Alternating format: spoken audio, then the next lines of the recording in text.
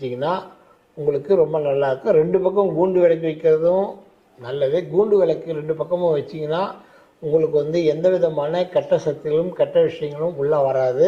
ஃப்ளாட்ஸ்க்கு நல்ல இம்ப்ரூவ்மெண்ட்டு, நல்ல சேஞ்சஸ் கிடைக்கும். ஸோ இன்னொரு விஷயம் என்னென்னா, கலசம் வச்சு பூஜை பண்ணிங்கன்னா வீட்டில் ஃப்ளாட்ஸில் கட்டாயம் கலசம் வச்சு பூஜை பண்ணுறது ரொம்ப பெஸ்ட்டான ஒரு விஷயம்.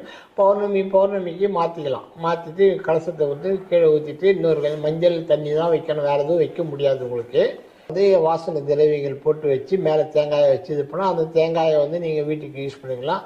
அந்த தண்ணியை வாட்டர் வாஷ் பண்ணி இதுக்கு யூஸ் பண்ணிக்கலாம்.